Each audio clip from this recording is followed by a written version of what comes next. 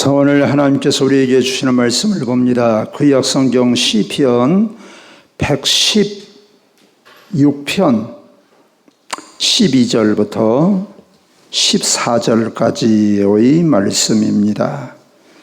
구약 성경, 제가 가진 성경은 889면에 있습니다. 889면 시편 116편 12절부터 14절까지. 자, 말씀이 짧습니다. 자, 제가 하나님의 말씀을 받들어 읽습니다. 내게 주신 모든 은혜를 내가 여호와께 무엇으로 보답할까? 내가 구원의 잔을 들고 여호와의 이름을 부르며 여호와의 모든 백성 앞에서 나는 나의 서원을 여호와께 갚으리로다. 아멘. 모든 길에는 문이 있습니다.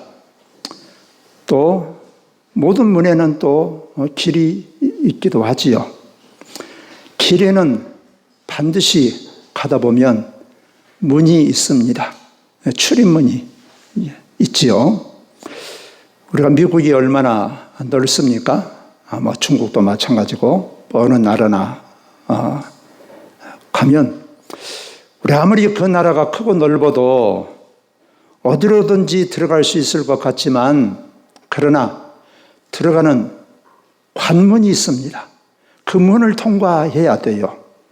그래서 미국 같으면 미국 출입국 관리소라든지 그 관문을 통과해서 들어가야지 엉뚱한 데로 들어가면 잡히면 불법 입국자가 돼가지고 감금당하고 결국은 쫓겨납니다.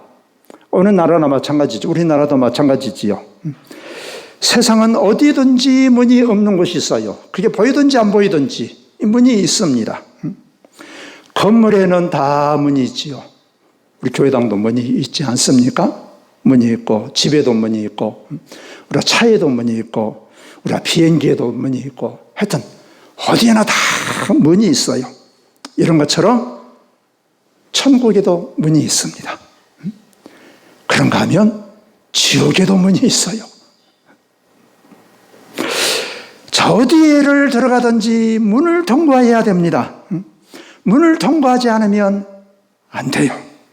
하나님의 나라도 마찬가지입니다. 내 마음대로 들어갈 수가 없어요. 반드시 문을 통과해야 됩니다. 그래서 예수님께서 그러지 않았습니까? 나는 양의 문이다. 그 문으로 해야지 담 넘어서 들어가든지 다른 데 들어가면 다 절도요, 도둑이요, 강도다 라고 말씀하지 않았습니까? 자, 이런 것처럼 우리가 구원의 문이 있다 이런 말이죠. 우리 성경에서 보면 이 세상을 창조하는 것에 대한 기록은 창세기 1장 2장에서 기록되어 있습니다. 이 세상이 얼마나 큽니까? 우리는 어디 끝도 모르지요. 이 어마어마한 세상의 종류는 또 얼마나 많고 우리가 상상할 수 없을 만큼 큰데 이 세상에 대한 기록은 창세기 달랑 한 장, 두 장밖에 없어요. 그런데 성막에 대해서 하나님께서 설계하는 것이나 구조라든가 그 성막 짓는 것에 대해서는 얼마나 자세하게 기록이 되어 있느냐. 출애굽기 25장부터 40장까지 무려 16개 16장에 걸쳐서 기록이 되어 있어요. 여러분, 우리가 조곤조곤 많이 말하는 것이 중요합니까? 간단하게 말하는 게 중요합니까? 간단하게 말하는 것은 중요하지 않아요. 중요할수록 자꾸 자세하게 구체적으로 잔소리하듯이 그냥 우리가 말하지 않습니까? 하나님도 마찬가지예요. 하나님께서 성막에 대한 것은 16장에 걸쳐서 기록을 해놨다니까요. 그러니까 우리가 성막이 얼마나 중요한 것인가, 성막에 대해서 우리가 아는 것이 얼마나 중요한 것인가를 우리 이것만 봐도 우리가 알 수가 있습니다. 성막은 우리에게 수많은 것들을 우리에게 가르쳐주고 있어요. 구원이 무엇인지, 구원의 과정이 어떤 것인지, 하나님께 나아가는 것이 어떤 것인지, 우리가 구원받은 백성인지 하나님의 백성인지, 우리가 성별된 제사장인지, 우리가 새 언약을 통해서 우리가 지성소에 출입하는 대제사장 같은 그런 사람이 될 수 있는지 없는지, 왕 같은 제사장이 될 수 있는지 없는지, 이런 모든 것들, 그 외에도 수많은 내용, 우리가 어떻게 보면 평생 연구해도 다 알 수 없을 만큼 성막에서 우리에게 가르쳐주고 있습니다. 그래서 오늘은 성막의 출입문, 즉 구원의 문. 여러분, 성막 출입문에 들어갔다라고 하는 말은 하나님의 백성이 되었다. 할렐루야. 그런 뜻입니다. 그래서 오늘은 성막의 출입문은 구원의 문이에요. 구원의 문에 대해서 우리가 듣고 알고 함께 은혜를 받고자 하는 것입니다. 그런데 이 성막문에 들어간다고 하는 것은 제가 조금 전에 말씀드린 것처럼 구원의 문에 들어간다는 것이라고 하지 않았습니까? 그런데 여러분, 성막문에 누구나 다 들어갈 수 있습니까? 그렇잖아요. 여러분, 똑같은 이 건물인데 사실 이 건물 자체는 우리 교회당도 다른 자재나 다를 게 없지요. 그러나 우리 교회당 문을 못 들어오는 사람도 있어요. 들어오라고 해도 못 들어와. 여러분, 이런 사람들이 있습니다. 여러분, 성막문에 누구나 다 들어가는 게 아니에요. 성경에서 보면 하나님께서 암몬 자손과 모압 자손은 영원히 여호와의 총회에 들어가지 못한다. 하나님의 백성이 되지 못한다. 이 말은 성막문에 들어오지 못한다. 그랬어요. 그래서 영원히 하나님의 백성이 될 수 없어. 성막문에 들어갈 수 없어. 왜 그러냐? 암몬과 모압 자손들. 그 암몬과 모압의 조상이 아브라함의 조카 롯 아닙니까? 롯? 응? 그러면 친척인데 우리 혈육으로 따지냐면 다 못 들어가도 이 사람들은 좀 들어가게 해줘야죠. 그런데 왜 그랬냐? 이스라엘 백성 애굽에 나와서 광야를 거쳐서 가나안 땅에 들어가려고 하는데 모압과 암몬 자손들이 그들의 앞길을 가로막았어요. 하나님의 약속의 땅에 들어가는데 방해를 했어. 그리고 결국 범죄해서 이스라엘 백성들을 망하도록 했어요. 그러니까 하나님의 백성, 하나님의 뜻을 이루고자 하는데 방해를 했어요. 그래서 하나님께서 그렇게 말씀하신 거예요. 여러분, 이런 것처럼 우리가 모압과 암몬 사람들만 아니라 죄인은 하나님 앞에 갈 수가 없어요. 그래서 구약 시대를 보면 죄인이 하나님을 만났다 하면 나는 죽었다, 이렇게 생각을 했어요.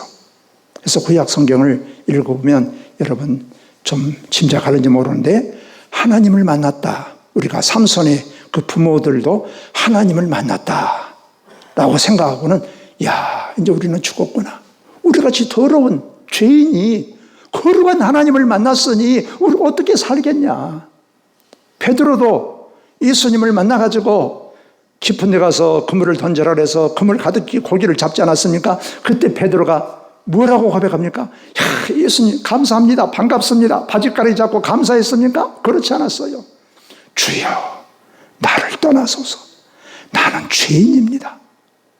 바로 예수님의 그런 놀라운 사건을 통해서 예수님이 어떤 분인가를 짐작한 거예요. 그래서 죄인인 내가 어떻게 주님 앞에 있습니까? 이런 거예요. 여러분의 모든 사람들은 다 죄인이기 때문에 하나님 앞에 갈 수가 없어요. 성막에 그 출입문에 들어갈 수가 없다니까요. 그런데 우리에게 그 출입문에 들어갈 수 있는 그 길이, 그 문이 열린 줄로 믿습니다. 예수님께서 말씀하셨거든요. 요한복음 14장 6절에서 내가 곧 길이요 진리요 생명이니 나로 말미암지 않고는 아버지께 올 자가 없다. 이 말을 뒤집으면 오직 나로 말미암아 하나님께 나아갈 수 있다, 그 말이거든요. 또 예수님께서 요한복음 10장 7절에서 이렇게 말씀하셨어요. 내가 진실로 진실로 너희에게로 오노니 나는 양의 문이다. 그랬어요. 나는 문이다. 그런데 이렇게만 우리가 들으면 우리가 자세한 내용을 우리가 모를 수가 있어요. 근데 이것을 영어로는 뭐라고 그랬냐? I am a door가 아니에요. door라는 말은 문이라는 뜻입니다. I는 나라는 뜻이고, 그런데 I am a door라고 말하지 않고 I am the door다 그랬어요. 이 말은 무슨 말이냐? 오직 나만이 문이다. 다른 문은 없다. 이런 뜻이 오직 하나님 앞에 나갈 수 있는 것, 출입문에 통과할 수 있는 것은 오직 예수님만이 문이다. 그런 거예요. 여러분 창세기에서 보면 노아의 방주가 있지 않습니까? 방주를 하나님께서 지으라고 그러지 않았어요? 120년에 걸쳐서 방주를 짓지 않았습니까? 근데 여러분 방주의 문이 몇 개나 될까요? 방주의 문은 단 하나예요. 하나. 그것도 노아 지가 열고 닫고를 못해. 성경 가만히 이제 창세기를 읽어보십시오만은 그 열고 여닫이 문고리가 있는 게 아니에요. 하나님께서 열고 하나님께서 다 홍수가 질 때 하나님께서 그 문을 닫으시니라. 문을 닫은 것은 노아가 아니라 하나님이었다니까. 하나님. 오직 그 구원의 방주라고 그러지 않습니까? 그 문을 통해서 노아의 8 식구만 구원을 받았어요.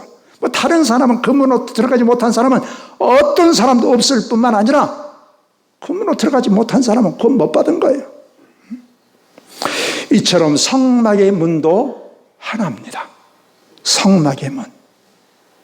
그런 의미에서 보면 참 우리 교회가 참 이 성막 좀 구자고 좀 같다 그런 생각이 들어요. 가끔 저는 그런 생각하거든요. 이쪽에 문이 하나가 있어야 되는데 제가 예배 끝나고 우리 교인들한테 인사하려면 부지런히 막 나갔거든요. 부지런히. 그것도 제가 구두를 잘 안 신어요. 구두 신어야 되는데 구두 신으면 또 신는 시간이 또 막 바쁘니까 슬리퍼를 신습니다. 얼른 신기 편하라고. 그래서 사실은 제가 슬리퍼를 신는 거예요. 근데 여기가 문이 있으면 달랑 나가지 않겠습니까? 교회당 문은 하나예요. 하나. 우리 주님께 갈 수 있는 문은 단 하나. 예수 그리스도. 할렐루야. 오직 예수님만이 하나님께로 나갈 수 있는 유일한 문이다 라는 것입니다. 오늘 다윗은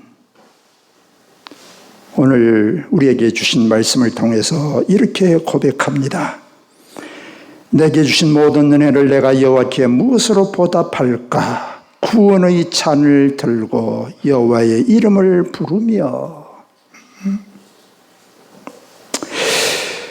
다윗은 절대적인 위기, 죽음의 위기, 그 생사의 갈림길, 그래서 구원을 받았어요. 그래서 하나님께서 죽음에서 건져주신 그 하나님의 그 구원에 감사해서 그것에 감격해서 하나님을 찬양하고 하나님께 합당한 삶을 살겠다고 고백하고 있는 것입니다. 나를 구원하셨다. 그래서 구원의 잔을 들고 무슨 잔이 구원의 잔이 있고 무슨 잔이 있겠습니까? 구원받았다. 여러분, 우리도 하나님께서 우리를 구원하셨다고 하는 그런 믿음의 고백이 있습니까? 우리는 구원받은 하나님의 자녀로서 합당한 삶을 살아가고 있는지 점검, 확인해야 됩니다. 성경에서 그랬거든요. 너희가 믿음에 있는가 너희 자신을 시험하고 확정해라. 점검해야 된다니까. 여러분, 산수를 공부를 하면 꼭 문제를 풀고 나면 내 답이 정답인지 오답인지 다시 점검합니다. 이런 것처럼 내가 구원받았는지 구원받지 않았는지 어떻게 하냐, 하나님 앞에 서봐야 알지. 물론 그렇습니다. 그러나 성경에서 우리에게 가르쳐준 그 기준에 의해서 우리는 내가 하나님의 구원받은 백성이냐 아니냐 우리가 100%는 몰라도 우리가 하나님께서 우리에게 가르쳐준 그 선에서는 우리가 점검할 수 있다, 그 말이에요. 여러분, 우리는 구원받은 하나님의 백성으로서, 하나님의 자녀로서의 감격이 있습니까? 그런 감격이 있냐고. 아이고, 항상 그냥 혀가, 입이 그냥 한자만 나와가지고 항상 그렇게 그냥 살고 계십니까? 여러분, 우리는 예수 그리스도를 나의 구주 주님으로 믿고 고백하고 계십니까? 로마서 10장 9절 10절에서 이렇게 말씀하셨어요. 내가 만일 내 입으로 예수를 주로 시인하며 또 하나님께서 그를 죽은 자 가운데 살린 것을 내 마음에 믿으면 구원을 받으리라. 사람이 마음으로 믿어 의에 이르고 입술로 시인하여 구원에 이른다. 성경의 말씀이에요. 제 얘기가 아니에요. 우리는 마음으로 믿고 입술로 시인하냐 고백하냐 그 말이에요, 여러분. 나는 구원받은 사람으로서 예수님을 사랑하는 마음으로 말씀에 순종하며 살고자 하는 이런 마음이 있습니까? 예수님께서 말씀하셨거든요. 요한복음 14장 15절에서 너희가 나를 사랑하면 내 계명을 지켜라. 그리고 내 마음대로 삽니까? 내 생각대로 살아버립니까? 내 계산대로 살아버립니까? 아니면 내 생각이 어쩌해도 내 계산이 어쩌해도 하나님의 말씀대로 살고자 하는 이런 마음이 우리에게 있습니까? 이게 점검하는 거예요. 우리는 갓난아이처럼 하나님의 말씀을 사모하고 있으십니까? 점검하는 거예요. 베드로전서 2장 2절에서 이렇게 말씀합니다. 갓난 아기들 같이 순전하고 신령한 젖을 사모해라. 이는 그로 말미암아 너희로 구원에 이르도록 자라게 하려 함이라. 신령한 젖을 사모해라. 가서 우유 마시란 말이 아니에요. 신령한 젖은 무엇을 말씀합니까? 하나님의 말씀을 사모하냐? 여러분, 사모합니까? 사모하는 마음이 없으면 우리는, 여러분, 곧 죽는 사람은 밥을 먹지 않아요. 우리는 언제든지 하나님의 보좌에 나가고자 하는 이런 마음을 가지고 우리는 하나님의 보좌에 나가고 있습니까? 기도의 특권을 누리면서 살아가고 계십니까? 히브리서 4장 16절에서 말씀하거든요. 그러므로 우리는 긍휼을 받고 때를 따라 돕는 은혜를 받기 위하여 은혜의 보좌 앞에 담대히 나아가라. 우리는 기도하십니까? 여러분, 하루에 첫 시간 기도하십니까? 하루의 마감을 기도로 마칩니까? 나는 그 외에는 하루 종일 내 마음대로 삽니다. 또 그러면 안 되지요. 우리는 구원의 문 안으로 들어와서 우리 자신은 하나님께로부터 용서받고 의롭다고 여기고 구원의 확신을 가지고 있다고 대부분의 사람들이, 신앙생활 한 사람들은 말을 합니다. 그러나 이런 검증도 없고 증거도 없다면 이건 그야말로 그런 냉정하게 우리가 생각해 봐야 된다, 이거예요. 다시 말하면 구원에는 반드시 그 증거가 있어야 된다. 그 증거가 뭐냐? 예수님께서 말씀하셨거든요. 열매다 하셨거든요. 열매. 고린도후서 13장 5절에서 이렇게 말씀하셨습니다. 너희가 믿음 안에 있는가? 너희 자신을 시험하고 너희 자신을 확증하라. 예수 그리스도께서 너 안에 계신 줄을 스스로 알지 못하느냐? 그렇지 않으면 너희는 버림받은 자다. 우리의 마음에 예수님이 계십니까? 마음이 계신단 말은 예수님을 모시고 살아가냐? 내 마음대로 살아가냐? 예수님께서 마태복음 7장에서 이렇게 말씀하십니다. 그들의 열매로 그들을 알지니 가시나무에서 포도를 또는 엉겅퀴에서 무화과를 따겠느냐? 이와 같이 좋은 나무마다 아름다운 열매를 맺고 못된 나무가 나쁜 열매를 맺나니 좋은 나무가 나쁜 열매를 맺을 수 없고 못된 나무가 아름다운 열매를 맺을 수 없느니라. 아름다운 열매를 맺지 아니하는 나무마다 찍혀 불에 던져지느니라. 그러므로 그들의 열매로 그들을 알리라. 열매. 구원은 하나님과의 올바른 관계다. 그래요. 또 믿음도 하나님과 모든 면에서 올바른 관계다. 관계.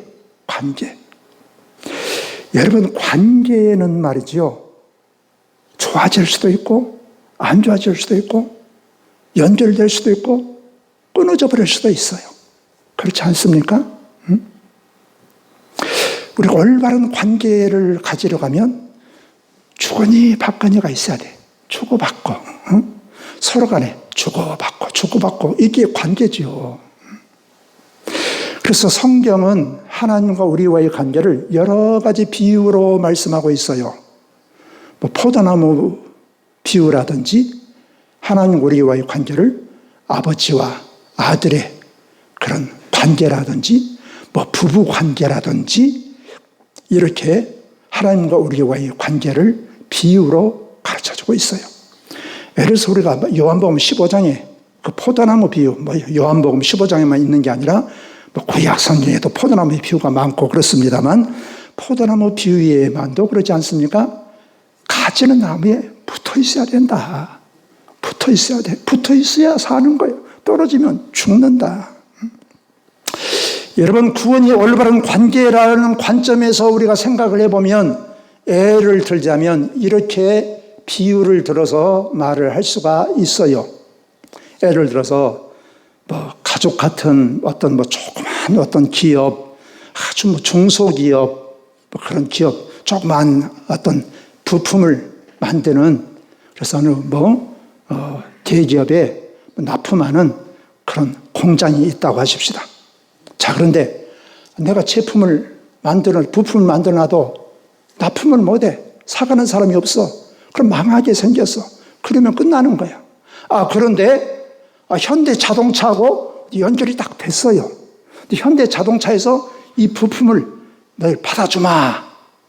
현대 자동차하고 연결이 딱 됐어. 관계가 좋아졌어. 그러면 어떻습니까? 죽을 우리 회사가 망하고 끝났는데 이제는 우리가 살았다. 우리가 구원받았다. 그런 거예요. 하나님과 우리 관계가 그런 거예요. 우리는 하나님과 아무런 관계가 없이 그냥 살았어. 그런데 어느 날 우리 하나님과 착 관계가 맺어졌어. 그러면 이제 나는 살았다. 구원받았다. 할렐루야. 그러나 그것으로 끝이 아니라요. 그때부터 이제 납품을 계속 해야 돼요. 납품을 하면서 이제 그러다 보면 이제 신뢰가 쌓이고 관계가 점점 좋아지면 현대 자동차에서 좀 이렇게 좀 만들어 봐라. 기술도 좀 이렇게 전수해 주기도 하고, 돈이 좀 부족하면 참 좋은 회사라면 좀 자본도 좀 또 좀 도와주기도 하고, 점점점 신뢰가 쌓이면 그 원하는 제품을 부품을 잘 더 만들어서 기술 이전되면 더 만들어서 계속 납품을 더 하고 사업이 점점 더 확장되고 막 그래야 되는 거예요.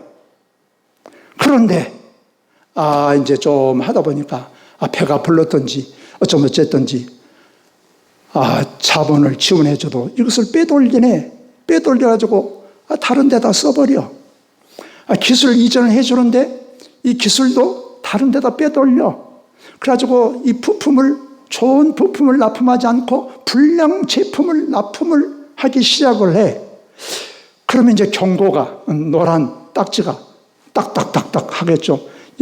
니들 그렇게 하면 되냐? 그러면 안 되지. 근데 그때 딱 회개하고 돌아서야죠. 돌아서야 되는데 계속 그래. 그럼 어쩝니까? 너 끝이야. 땡. 그러면 낙동강 오리알 되는 거예요.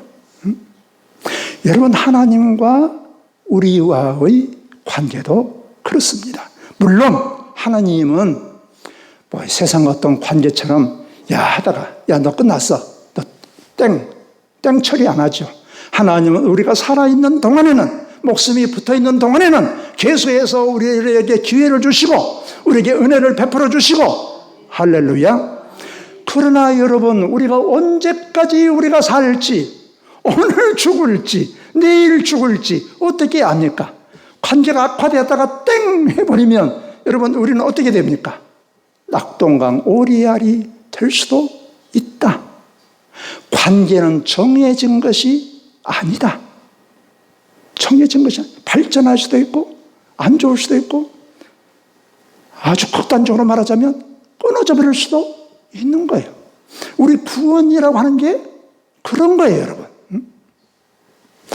그러니까 나는 이미 구원은 우리가 소유한 게 아니란 말이에요. 이미 딱 내 것으로 정해진 게 아니에요. 언제든지 왔다 갔다 할 수 있다 이 말이에요. 우리 하나님을 믿는다고 하면서도 계속해서 내 생각대로, 내 방법대로, 내 경험대로, 내 계획대로 계속해서 내 마음대로 가버려. 말로는 주님 해.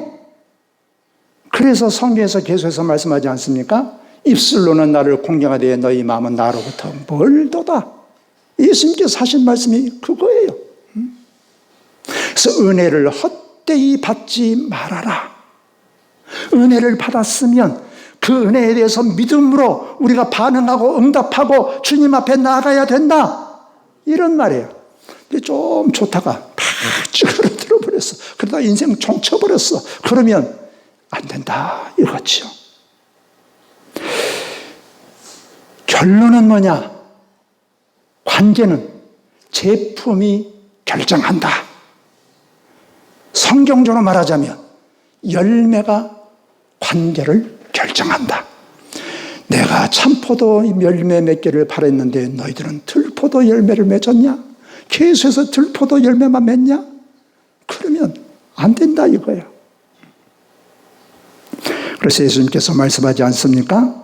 열매로 그 나무를 안다 그랬어요. 그 구원의 문이라고 하는 것은 언제까지나 열려 있지 않습니다. 열려 있지 않아요. 열처녀의 비유를 통해서 우리에게 가르쳐 주지 않습니까? 기름 준비한 5처녀, 미처 기름 준비 못한 5처녀. 근데 신랑은 와가고 기름 준비하기 위해서 기름 떠진 처녀들이 다 기름 준비하고 나니까 신랑은 도착해서 잔치문은 닫혀져 버렸다. 그래서 그 5처녀는 울며 불며 문을 두드려도 열어주지 않았다 말씀하고 있어요.